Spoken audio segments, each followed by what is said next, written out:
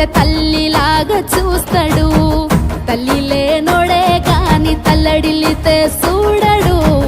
మూడు కన్నులుండి కూడా ఎన్నడూ మురవడు.